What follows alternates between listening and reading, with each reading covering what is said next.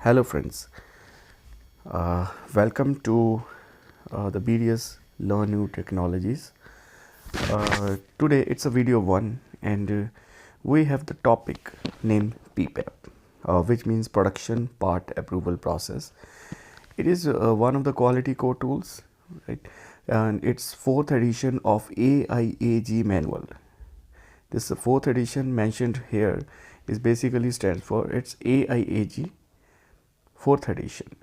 Now, first of all, we will check how many elements are there in PPAP.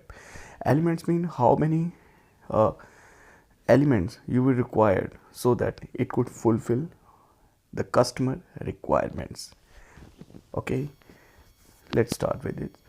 Now, PPAP got 18 elements, which has been numbered from 1 to 18 with some graphical representation of logo which is described here so that you can understand whether it's a documentation or whether you have to say you have to take some action or for data collection, right? So first thing is the design records. As you can see, it's related to documents. Second thing is engineering change documents. It is basically associated with new and old revisions. Third one is customer engineering approval, which you can see the OK sign is there, which means approved. Then fourth is the DFMEA, which is associated with the failures, which is basically stand for the failure with the design. Then fifth one is process flow diagram, which means the sequence of process we should follow to make that product. Then sixth one is PFMEA, which means process failure. Seventh one is control plan, which means planning something, right? Then eighth is the MSA. As you can see, the weighing balance have been provided so that you can understand whether the measuring instruments are okay or not. Then ninth is the dimensional results, which you can understand from the logo. 10th is records of material or performance tests. Here we have two things, like we have the raw materials and the test associated with our product. So in this 10th number element, we have to check the records of material and performance test. Then 11th is SPC. This means the process capability, which is associated with the values of CP and CPK. We have the LCL and UCL, which we will discuss later on in next video. Then 12th is the qualified laboratory documents. It means there are certain labs which basically test your product so that they can provide you the data that it is okay or not as per the standard requirements. And it is basically internationally recognized laboratory. Then 13th is AAR. As you can see, the person is standing over there in the logo, which is looking into the mirror. So how he is looking, it is also means appearance approval report. So it describes that how the product looks, like what could the color and all these aesthetic looks and all these things, and this 13th number. Then we have the 14th, which means sample production parts. It is basically the production run which we run so that we can give the customer its final product, which we are getting from our trials, which we are making it from our machinery. And 15th is master sample, which is basically one of the sample from this 14th number element, so that we can retain it for our future purpose, that whatever the dimensions we have make it in those trials. Then 16th is checking aids. It means, yes, you can say that it's a calibration, right? It means whether our measuring instruments, which has been provided in element number 8 for the MSA. Now MSAs also have one of the value which is we have to check, which means NDC value. So 8th and 16th are basically associated elements. Now in 8 number, which one measuring instruments we are using? we have to specify these checking gates calibration status in the 16th number. And then 7th number is customer specific requirements. Now these are basically the special requirements for the special purposes, which we will see in our coming next slides. Then 18th number element is PSW. It is just like a warranty. Warranty means whether we are telling the customer that our product is okay and we are fully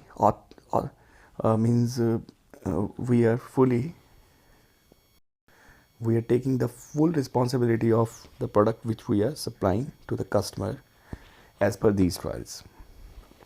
Then we have the inclusions and output. Now what would be the inclusions in this case? The first thing which was mentioned is customer engineering drawings and specification. This is the thing that the customer provide us so that we can understand what customer wants in their product, right?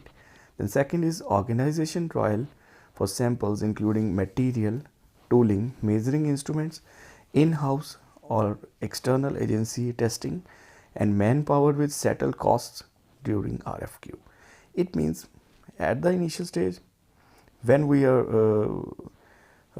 providing the RFQ to the customer, then in that case the cost should be settled. It should be not like this that we have settled the cost at that time, and then we will say that okay, we are not able to supply you this product with this process. For example, we have selected the laser cutting operation into our RFQ, and on later stage we are providing them not with the laser cutting but with the manual cutting. So there are the chances the accuracy not be over there.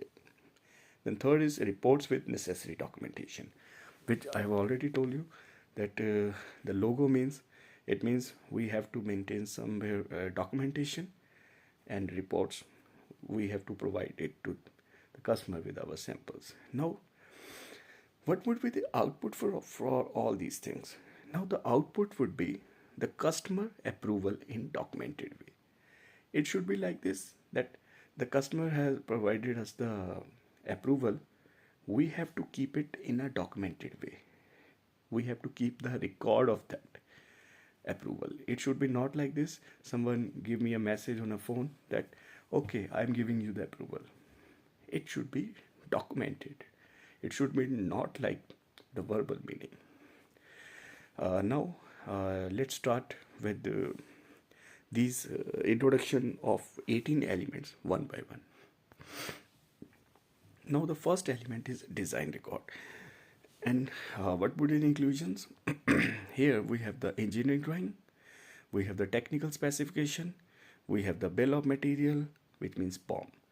Now it means I have also provided 3 images for this. Now first of all we have the drawing. Drawing is basically related with the dimensional and whatever the means machining symbol or welding symbol and all these things which we have to provide to the our records so that we can check whether there would be some revision. Then second thing is the technical specification. It means what if for example if we are supplying some motorcycle to the customer. Now what would happen if we are making the chassis of a customer, then we have to check the wheelbase first of all. But with the wheelbase, because in that case we have to specify that the wheelbase would be suppose 2300 mm, and in another model it is a 2100. So there are changes in those two drawings, right? So the technical specification are very important. This is just an example. The example could be many examples could be over there. Then third one is the bill of material. Now bill of material we are extracting from the drawings. Like for example, we have the sheet metal parts, we have the casted parts, foundry parts, we have the rubber parts, plastic parts, and all these things. So in the bill of material we are getting the quantity and all these things so that we can check with our supplier, and we have to provide these details to the customer for the raw material and these test, like we have get in element number 10, we have got the raw materials and records of material of the performance test. So we are getting this bill of material, and from there we are extracting the 10th number element. Now for this, always check for latest revision and the missing information and 2D 3D data if required, right? So missing information I have provided because, for example, at the RFQ stage we are getting some drawing, and later on the customer make some changes into the drawing which will provide to us in the RFQ stage and on the later stage when we are going to make that product. So there is some deviation. So we have to check also for the missing information over there. Now our second element is engineering change documents. As you can see, this is a new and old way. For example, we are getting some new designs and we are getting the revised drawings or designs. Then those become the old drawings, and so one becomes the new drawings. So we have to maintain that record. Now, how we have to maintain that record? We have to make that record in an ECN format. For example, as you can see this document, there are lots of things in this which I will not discuss right now. We will discuss it in some of our next video. For now, there's a description of change, that what are the changes. Then we have the reason for change, why we are changing that, and what would be the affected parts, what is the material in stock, because if we have made some change, right, as per the customer requirement. Now we have already some stock available into our store. Now that store stock would get obsolete, so that is not useful for us. So that is basically a loss. So we have also to check these things. And then the most important thing is we should have the team, like quality, production, purchase, vendor, and stores. And there could be some other departments also which I have not included into this. So we have to check that how many changes are there in the current drawing and the old drawing. Now for this, always check for, first of all, in-house drawing or document control procedure, right? Then second is the history of changes. Third is the unapproved changes. Now for this first number point, we have the in-house drawing document control procedure. We have I have given the example that we should put stamp with in-house records. The preferred stamps are master is in red, controlled is in blue, and obsolete is in black. As you can see, you can understand this thing, that what is the master copy and what is the controlled copy and what is the obsolete copy. Master copy means which customer have provided us, that should be the master record, and control copy which we are giving it to our shop floor people. And obsolete, when we are getting the ECN format fill, we have to put that obsolete stamp on that drawing and put the master stamp on the current drawing. Now the third is the customer engineering approval. So it is totally means, as you can also see the logo, that the approval have been given to us, that all these our points are clear now. The customer have given us approval, that okay, the approval can be for anything, like if the customer have given some drawing and it is different from the drawing which have been given to us on the RFQ stage. Now RFQ stage drawing is different, then it means we will need the approval of the customer, that it is okay with that, because the cost would be updated into the same manner which we are getting the drawing updation. For example, there would be a addition of material or there would be a lesser material, so we have to define that cost, and it should be as per the customer approval. Now customer approval inclusions would be customer approval records in the form of email or anything. It could be but it should be a written matter, not should be verbal. Like for example, if I'm saying that customer has given me approval, and I'm saying to my further department that okay, I have got the approval, so you can start the production. But that should be in a documented way. Now always check for non-conformance or deviations. Why? Because for example, we are making some samples.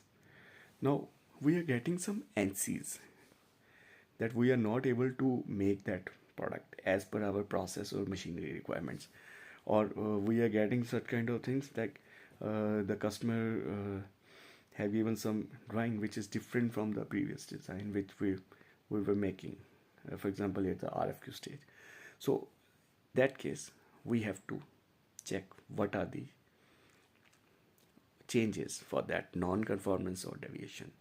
There is also another form for this deviation which we can fill, but at this stage I'm not taking this into consideration. We will discuss it in our next videos. Then second is the unapproved changes without involvement of customer. So if customer is not involved, for example my team says that okay, we have made these changes, so what we can send the samples, but the customer this doesn't got any impact on the customer, so it means we are hiding something from the customer. So these unapproved changes without involvement of customer should not be there. Then fourth one is DFME, which is totally associated with a failure. Now there's a RPN value in this case first of all. Now DFME means we are taking it from the design failures, right? And now inclusion would be the DFME format which we have provided in here. Now there would be ITM, then we have the potential failure mode. Why? Because for example we are making some product, like we are making some wheel. Now we are making some wheel. Now we are getting some problem at the customer end. Okay, when or the customer end, or we are getting the problem in say stresses which are not as per the material requirement. The stresses are increasing in some particular areas, so it means our design is not okay. It means the failure mode would be the some specific areas with more stress, right? What would be the effect? It could fail the material or fail the product. And what are the causes of failure? Causes of failure might be that the material might not be sufficient, having sufficient strength, so we have to change that material or change the some thickness over there. Now current design control for this prevention and detection means can we prevent such? Yes, we can prevent it for during our C means analysis stage, right? CAE stage. Just like a CAD, we have the CAE. So detection would be the report generated from the software. So there are some recommended action, responsibility, action results, and all these things. Action results we are feeling when we have got that we have assigned that job to someone and he has completed that responsibility with the target date. So this is the format which, and I have also given the example. Now second thing is the RPN value. RPN value we are taking from the this one, severity rating, occurrence matrix, and detection matrix. This is a multiplication of these three values, right? Then corrective action, corrective and preventive actions. What are these? We are saying that kappa. I'm feeling the RCA, kappa, and all these things. So RCA, kappa, why we are feeling? For example, we are getting some problem in our product, right? Now we are solving that product issue just by telling the our team service team that okay, change that thing and that everything would be okay. So we make those changes through our team in 13 vehicles, for example. Now, after making those 13 vehicle changes, we are still getting it into the 14th, 15th, 16th, and all these vehicles. Now, what would be the problem? We have not analyzed that why the first failure occurs. So, we have to fill the kappa, RCA, or we can say the 8D also. There are certain things like this. We have to do the analysis why our product is getting failed. So, this is totally associated with the design failure. Then fifth one is the process flow diagram.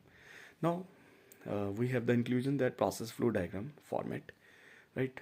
Now what we have to check? We have to check the process selected during RFQ, and we have to check the storage, inspection, testing, rework, material movement stages.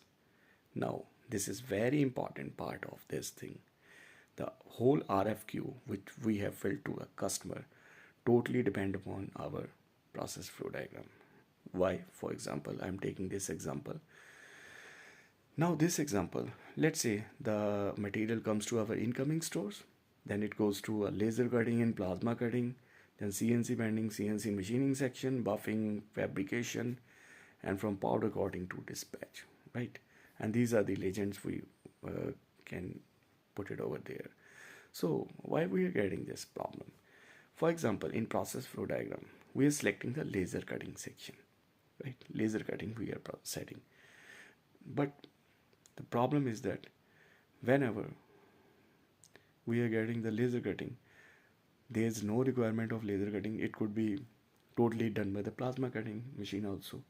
So it means some products we are doing the laser cutting, it is totally the value addition for us. The value addition means more cost impact. Now, and second thing is that the laser cutting is expensive than this plasma cutting or manual cutting. So the process is very important for us. That is, so process selected during RFQ is very important. Now we have selected the laser cutting, which is expensive. So we can also save the money by using the plasma cutting. But these are the things which is some companies are hiding that, okay, we have also given them the laser cutting rate, but we can do it the plasma cutting. This is the in-house things, but the customer want these things to be in a documented way, and he can check this process flow diagram. First of all, he can do the audit for this thing. Like if we are getting the product only from the plasma cutting, but in the quotation we are also saying the laser cutting, then this is something we are getting not with the customer approval. This is the unauthorized change. So we should keep this process as per our RFQ, right? So this process flow diagram is very important part. And next is 6, which is basically a PFMA, which is related to the failure of process, right? I have not given the detail for this, the process failure, but you can specify it from the process flow diagram. Like we are getting the laser cutting. Now what are the failures that we can get it from the laser cutting section? The laser cutting section, that for example the machine is cutting in a lesser length, say it is cutting 2 mm lesser than its actual size which we are selecting into our drawing or the DXF data which we are feeding into the machine. So in that case, due to that failure, why we are getting that failure? We are getting that failure due to the problem in our machine. So this is a process failure. Now we have to check that why this process failure occurs, because the machine maintenance had not been done, or the machine is running in means unprotected way. For example, the operator is running the machine, for example, for 10 to 12 hours, but he's not looking, he's just continuously cutting, and if some problem is occurring, he's just loading the plates and just start cutting and putting the next plates and all these things, but he has not seen that the problem is occurring. So this is through the process failure. The format is same for this DFME, like there we are getting the design failure, and here in a potential or a process failure mode and effect analysis. The design format is already almost same, and same we have to get the RPN values, but here it is somehow different from the design format, right? So this process flow diagram and PFME are associated, so we have to check both of these documents, means when we have to analyze the PFME. Seventh one is the control plan. As you can see from this logo, it is just like making some planning. So here we are getting the control plan format. It is the same thing which we have discussed before, that we have to link the process flow diagram PFME in this stage. So it is means same thing, like we have the process or a part of the process operation number. Sometimes we are writing, for example, we are getting some machining operation, then we are writing 100, 200 or 10, 20, 30, 50. So then process name description, for example, we are using it on a VMC or HMC. Then what are the machine device jig, for example, the machining fixture might be there. Then characteristic number 1, 2, 3 for product and process, right? Then we have the special characteristics, mean SC or CC, critical characteristic, which we will discuss on a later stage. Then the product process specification with the tolerance, right? Then we have the evaluation measuring technique. For example, we are using the vernier caliper.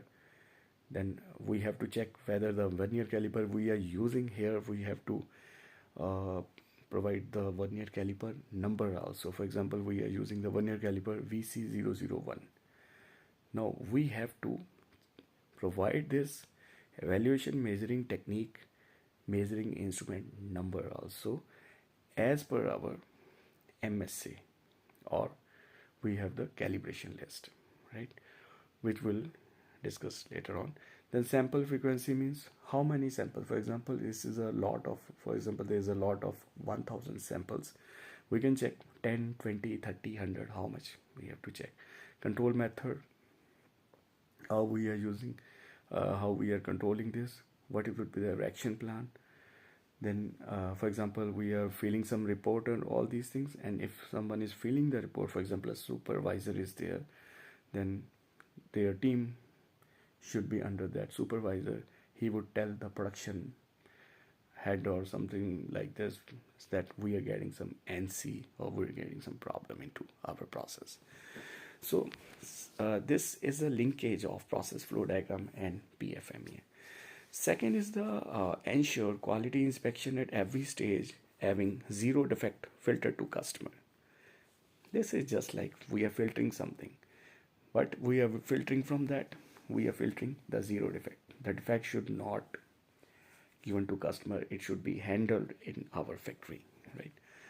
Then ensure kappa for every defect, which I have already said you that, for example, we are for the design, we are filling the 8D reports and all these things, RCA kappa. In a similar way, we are using it for the this one control plan, with the control plan also. Then we have the MSA. As you can see from the logo, we have the wing balance over there. So what we have to check, we have to check the MSA format. Now in MSA format, what is important? Important is that always check for unvalidated or damaged or without MSA devices in organization used for measurements. For example, if someone is using the vernier caliper, now by mistaken, he just accidentally, he just got it escape from his hand, he just fell on the floor. So there are chances that the measuring capacity of that instrument might not be as per the original one. So we would require to validate it. And how we are validating? It should be through a means standard laboratory, which we will discuss later on in 10th number element, right? So, and the important thing is NDC value from there. It should be more than or equal to 5. As you can see, if it is a for example, the NDC value is 5, the gauge system needs improvement. Means it should be more than 5. It should be more than 5, then it is okay. And it is the format of this. Then ninth number is dimensional results.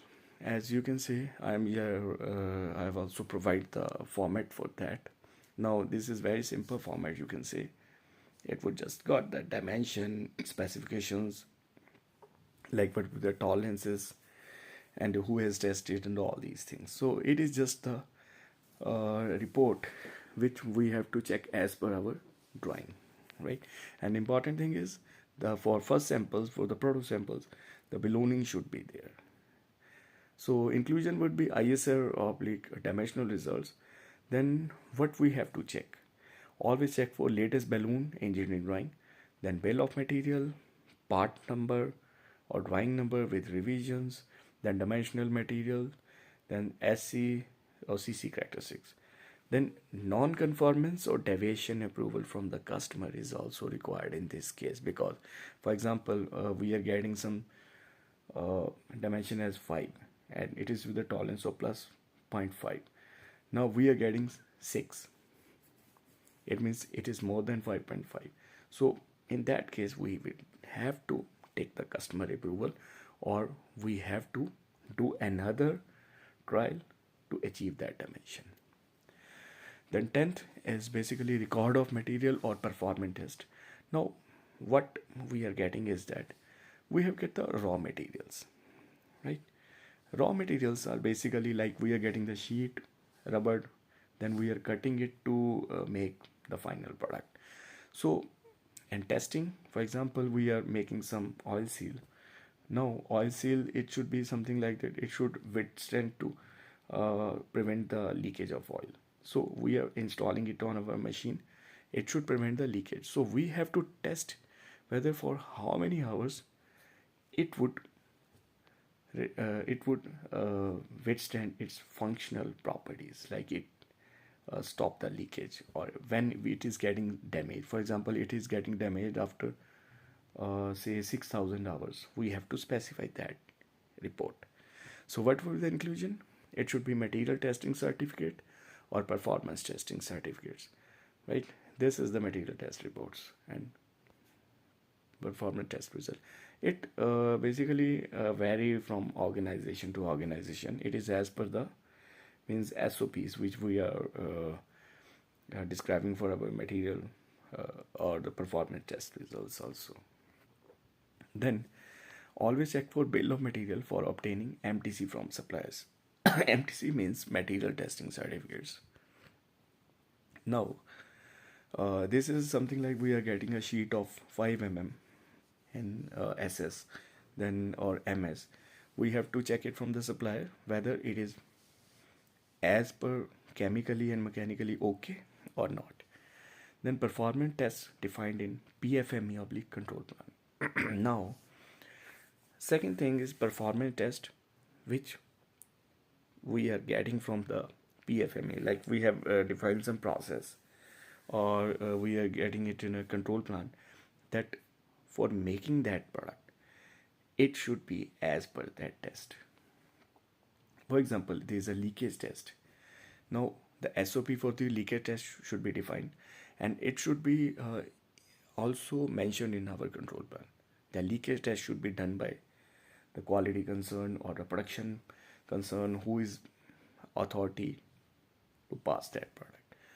Then product failure oblique deviation approval from the customer, which I have already told you that product failure, if we are getting the product failure, for example, we are getting the functional properties not maintain or not meet the final requirement of the customer or product, then we have to take that approval from the customer. Then 12th number is qualified laboratory document. Now in India we are getting this National Accreditation Board for Testing and Calibration Laboratories, right? So this is NABL, Accredited Laboratory Boards. In the same manner, we are getting it at international levels. We are getting some laboratories that they can provide us the report, right? So what we have to check, ensure external agency certificates reports are from NABL accredited laboratory, right? Second is checklist of laboratories online. Also, you can also check whether this NABL laboratory is into the list or not. Then 13th number is AAR, which stands for Appearance Approval Report. Now this is the AAR format. Now it is means in brief, we are not getting into the details of this format. So in short, we can check that it is totally related with the appearance, that how it is looking, if it is a yellow color or orange color, and then how it is looking, and what would the texture for that, matte finish or etc, all these things. So always check for visual or aesthetic characteristics rather than the dimensional here, right? Then 14th is sample production part. Now this is very simple. You can say customer product PPAP samples for dispatch. Now this is basically the product we are getting from the trial, right, which we are provided to the customer. Now here we have to check the quality OK PPAP samples from lot for which dimensional or material or performance reports are available. Okay, this is very simple. We have to take the tool trial, we are getting the sample, then we have to provide these samples to the customer, but after filling all the deviations and meeting all the dimensional or material performance reports. Okay. If it is not okay, then we have to take the customer approval. Then 15th number, master sample, which we are getting from one sample. We have to take the one sample from this element number 14 to preserve as a master sample. So customer product PPAP samples for master samples, and it should be recorded and into some safe custody. It should be not like that we are putting some sample into someone table and just telling him that okay, this is the sample, because when we are making some another lot, now this is different from that sample, so this should not be. Okay. And one thing is also there which I have not mentioned over the root card, which we will discuss later on, and this is also very important, so that parts mixing should be avoided.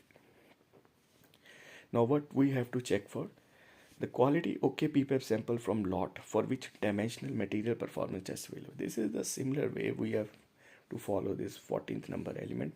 We have to preserve one sample, right? Then 16 is checking aids.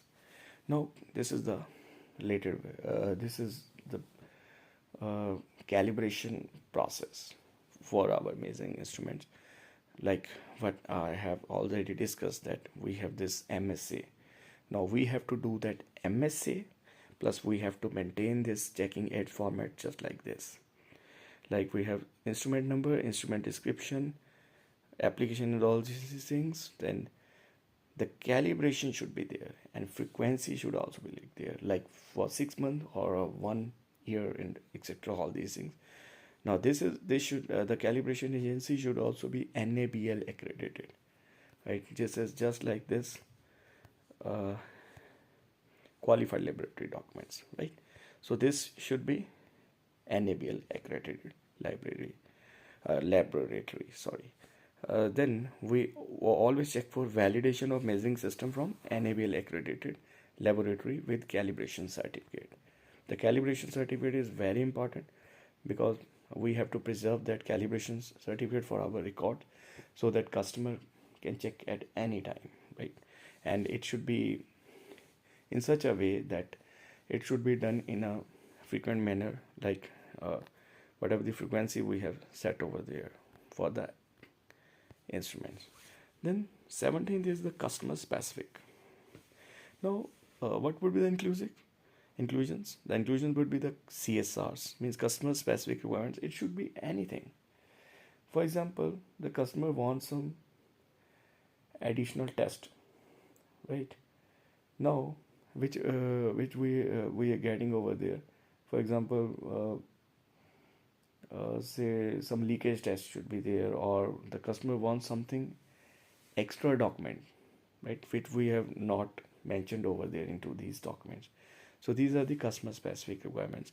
Then we have the bulk material records. What are the bulk material?